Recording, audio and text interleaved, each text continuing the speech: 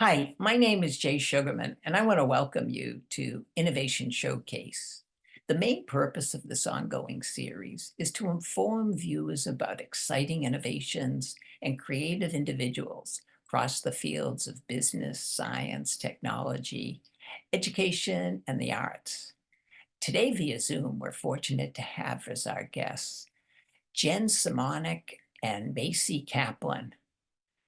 Jen and Masey are the founders of the Loose Ends Project, a nonprofit organization that aims to ease grief, create community, and inspire generosity by matching volunteer handwork finishes with projects people have left unfinished due to death or disability. During the program, we're finding out why and how the Loose Ends Project came about and how it's grown, developed, and operates today. In the process, we'll hear about some of the extremely positive impact these efforts have had on a wide range of individuals and their families. Let's start by meeting Jen and Masey and then learning all about the Loose Ends Project. Welcome. So delighted you're both able to be here. Thanks for having us. Thanks for the introduction, and you're gonna have to nix that part. Thanks for the invitation. We welcome. It's quite inspiring to first read about the project. So eager to hear much more and have you inform viewers. But before we jump right to that, I think it would be of interest if each of you would just briefly share a little bit about your background, perhaps professional interests, maybe knitting and crafting experience. Jen, would you please start? Sure. I'm Jen Simonic. I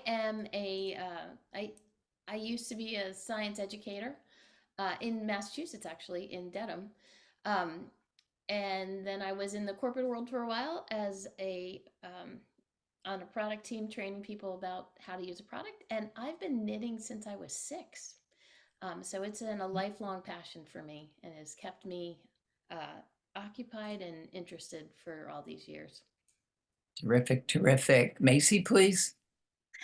My name is Masey Kaplan, and I had, prior to Loose Ends, did graphic design and marketing for various nonprofits and different entrepreneurship ventures. And I learned to knit when I was in high school. I learned to crochet when I was a little person. And I mostly now stay in Maine and hang out and work with my cats around me. Terrific, terrific. Well, let's start by hearing a little bit about the story. Jen, would you please start and share why and how Loose Ends Project came about in the first place? What was some of the inspiration, motivation? Sure. Well, Macy and I have known each other for about 30 years. We married friends that talk about things like architecture, and Macy and I have fiber arts in common. So it's been a friendship based around that. And we were at a gathering of a bunch of friends. Macy and I had talked about working together, and at this gathering, a friend of ours' mom had just passed away, and she brought out the bag of stuff that all crafters have. Um, a lot of people end up with this bag that they don't know what to do with after someone's passed away, and Patty was one of them. So we opened up this big bag of stuff. We found all of the knitting needles. We started sorting like you do and trying to figure out where the best home for those things were. And we came across 2 blankets that Patty's mom had started for her brothers while she was doing chemotherapy. Um, they're very large, and they were crocheted blankets. And Macy and I were looking at them, and I was assuming that I was going to be making a crocheted blanket in my spare time. That pained me a little bit because I do not like to crochet, and my hand hurts just thinking about that. And then Macy said, "Remember, I was talking about this idea before, and this might be a great way to start it." So Macy suggested that we start this up. So I always joke that we did this because I don't like to crochet. Masey, from that beginning, how has the project grown and developed? So Jen and I left that gathering and built a little website, and attached, Google Forms to it. We had to do everything. We were really just experimenting at this point to see if anybody else would find this interesting. So we created a couple little tools for volunteers to sign up through the website, and we created a tool for people to submit projects. And those have changed. I mean, even those processes have changed in the last year dramatically. So at that point, we thought, okay, how are we going to get the word out? And since that time, we've had some really amazing press, but in the beginning, it was really just kind of boots on the ground, printing out flyers, walking into yarn and fabric shops, walking into organizations that we thought would be able to maybe get the word out to people who had projects, cancer community centers. We went to the Iris Foundation. We went to the Iris Network, hospices, different senior centers around here, and homes, and just tried to really just talk to people one-on-one. We also infiltrated some Facebook groups, some of which in some of which we were welcome, in some we were not, but we just said, hey, we went to knitting and crochet and quilting groups first and said, we're doing this. If anyone's interested, here's the link to sign up. And within a month or two, we had maybe between 1 and 200 volunteers and maybe 5 projects. So it was really tiny to begin with. And we really did count on our friends' 2 blankets to kind of help, and another friend's 2 sweaters to kind of be the pilot projects for this.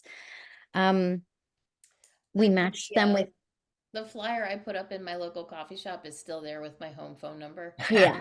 Yeah. It was really, I mean, a very organic beginning to this.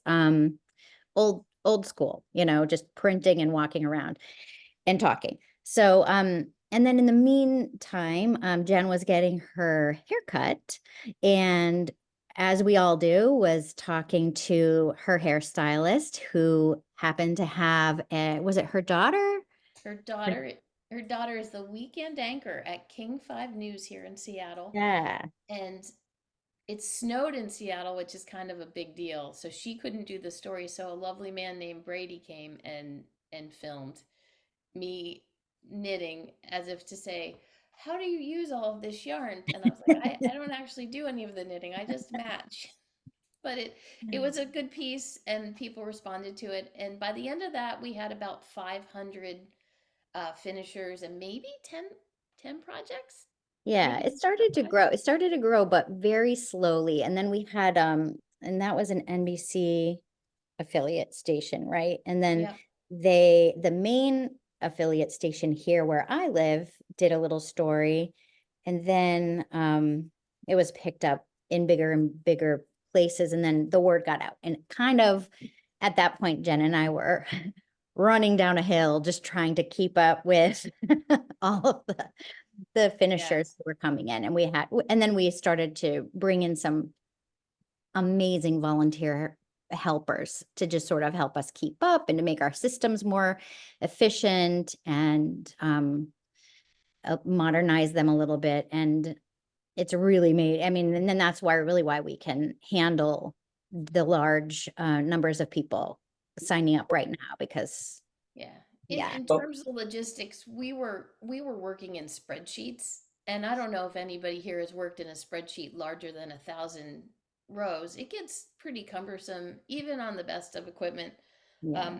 Christmas Eve, we have a family that lives next door that celebrates with us, and apparently, when my neighbor Mark was going to sleep, he said to his wife Megan, "I'm not building out anything for Jen. I'm just not doing it." And I hadn't asked anything, and it hadn't occurred to me to ask.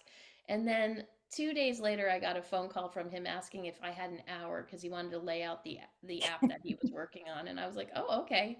So thanks to Mark, we're out of the spreadsheet for the finishers, and we can now use our web app to look up people and place finishers nearby. Because the one thing we want to do is make finishers that are local, saves shipping, but it also builds community. And then we want to match people with the right skill. And the last thing we match is, do you really want to do this? Because you might know how to do a crochet doily, but that might not be what makes your heart sing. So, and we're with No, 21,000. before we Yeah. jump to some wonderful examples and participants, just a very quick summary of how much you've grown. What are the demographics? Just very briefly, please. Oh, Masey, go ahead. So, so at this point, I think we have around 22,000 volunteer finishers Yeah. who have joined us from 64 different countries. And the crafts that we began with, which were just knitting, crochet, and quilting, that's expanded into welcoming any textile, really. So rug making, embroidery, cross stitch, some things that we I hadn't heard of before, like nail binding and bunko and some kind of cool amigurumi, some kind of cool little new things to me. But there are also we've had probably close to 1,500 people submit projects.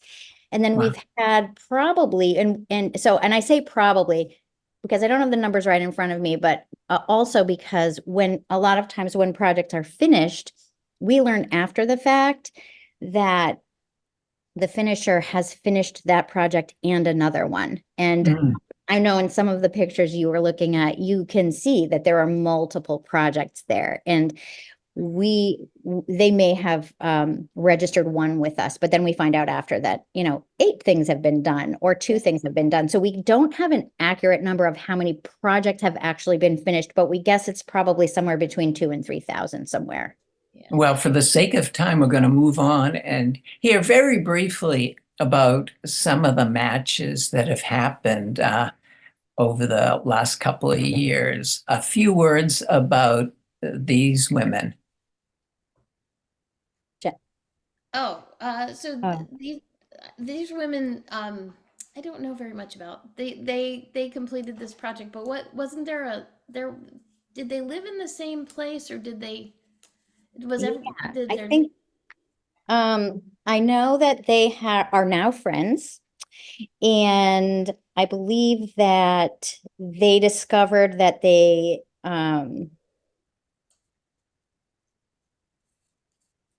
this the one where they lived in the same they went to the same school and lived in the same dorm room. That was in a different year, 8 years apart, but they went to the same small school in the Midwest, which is kind of amazing. You're like, Yeah, oh, for sure, for Yeah. sure. coincidences are kind of crazy. yeah, that was a great coincidence story, and we have Yeah. so many coincidence stories, uncanny.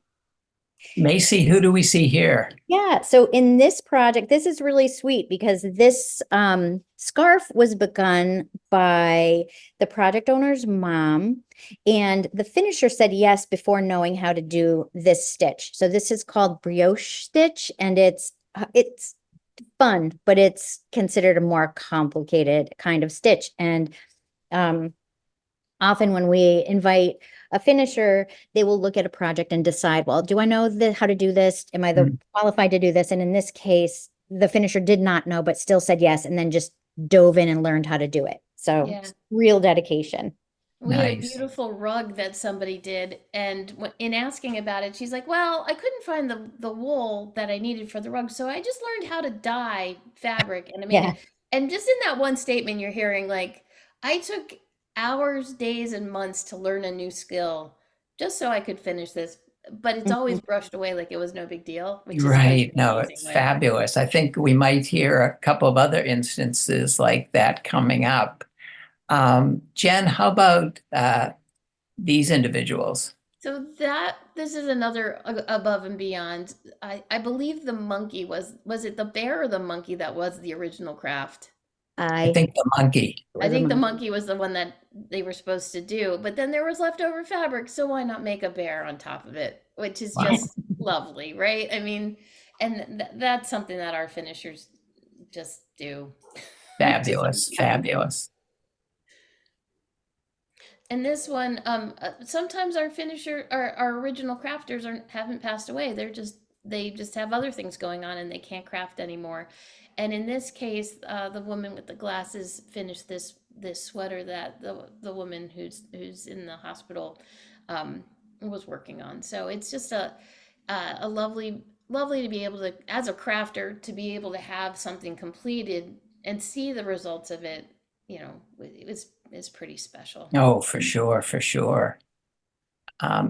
Macy, who do we see here? So this is an example of, so the project owner submitted her mom's unfinished blanket and the finisher finished it, and they're now friends. So like Jen mentioned earlier, we try to match people who live nearby each other. And sometimes people just really hit it off, and they continue to hang out. And I think that's what's happening here. Wonderful, wonderful. And this example here, This was a christening blanket, right, Macy? Yeah. The part in the middle was woven, and our finisher was able to crochet them together and make the border. I mean, it just talks to the skill that some of our finishers have. It's just now, Yeah. astounding And work. yeah, this one was started in 1969 and I believe was hanging out in a box. And no one was expecting, because a lot of time, I mean, and that's a story we hear a lot, like people don't necessarily know what to do with it because they can't finish it, but they also do not want to part with it. So in this case, it was started a long time ago. It was finished a few weeks ago, and it's going to be used by the great granddaughter of the original crafter. that's Just fabulous, fabulous. And This these one- two women with poncho. This was just a fun one.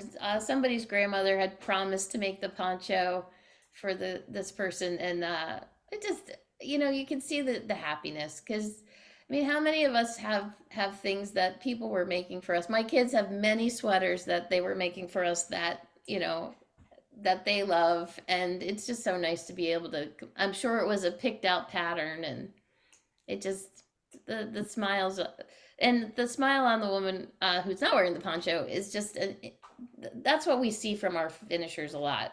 These projects bring them joy as well. Oh, most definitely, most definitely. And this is This one, another wonderful story of going above and beyond the whole project. yeah. So Jen? this one's was in New Jersey, I believe. Um, the squares are all loomed, and the original crafter was this person, Terry's dad, and their dad was a carpenter, and at night he made these looms where he wove these little squares, and then he did the embroidery of that's their crest, that's a Scottish flag and the Irish flag, and just it was a tribute to his heritage. And our finisher who finished this had to make their own loom to make those squares. Wow. And it's kind of like looks like a potholder loom, but it's got little tiny pins and you weave through it. And I believe they had to make a couple to try and get the right gauge. Just such a lovely piece. And it's, it just kind of shows dads do this too. Dads leave behind things, fathers leave behind things. And this father was from a time when in the 70s, there was a football player named Rosie Greer, who was a very big, manly man who I believe did needlepoint. And Yes. this dad always used to refer to himself as Rosie Greer. And the kid said, my dad was about 5'3", so that didn't really, he wasn't really very big, but we thought it was fun. So Definitely got the job done. exactly. Oh, and this one is it's an odd object, right? It's a pillow that looks like a sheep, but this woman's best friend was making it for her and passed away way too early, and our finisher was able to finish it for her, so she had that reminder of her friend. Mhm. And we're going to hear this finisher briefly in a minute. Jen or Macy, just a few words about her, and then we can continue conversation. This is I this is okay. oh, this is Mandy, and she had this pillow that she was given by a, a project owner, and the project owner had it was a heart-shaped pillow that had crochet on it, and it had been so well loved that the crochet was falling off of it. And Mandy took it and reconstituted it, but she was lovely enough to understand how important this was, so she made videos to show how things were going, which I just thought was lovely. Oh, fabulous. Let's hear a Hey, little Shoji, this from is Mandy. Mandy. Hey, Shochi, this is Mandy. I've got your grandmother Rose's pillow right here. I wanted to give you an update on how things are going. First off, they're a little slower than expected. I just had wrist surgery, so I apologize. Things are a little slower than expected, but I wanted to give you an update. The first thing is your grandmother Rose's.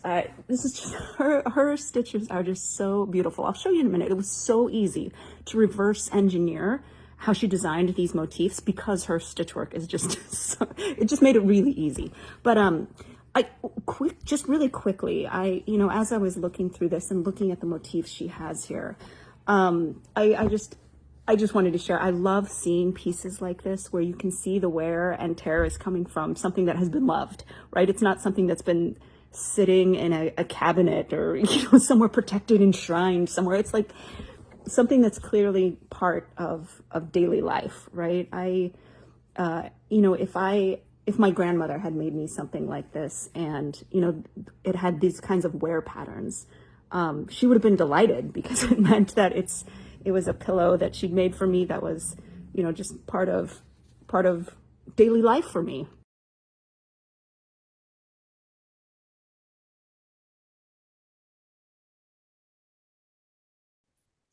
Fabulous, fabulous. I think Mandy epitomizes uh, all the finishes and their dedication and commitment to their projects that they take on.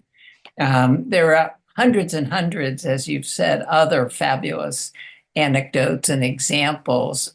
But for now, we're going to move on and would like to hear about this terrific collaboration you've developed with Joanne Fabrics and Crafts.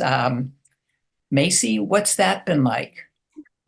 So that has been amazing. So our friends at Joanne, since we started Loose Ends close to the beginning of this, have been talking to us and meeting with us periodically and just asking what they could do to support us and to support Loose Ends work. And they would supply. So usually projects are left behind with the materials together.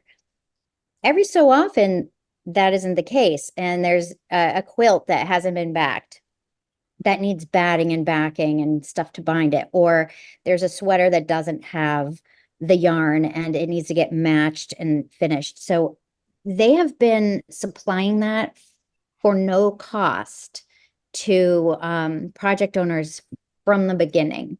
And just drop shipping things straight to the finishers so that grieving families do not have to think about that.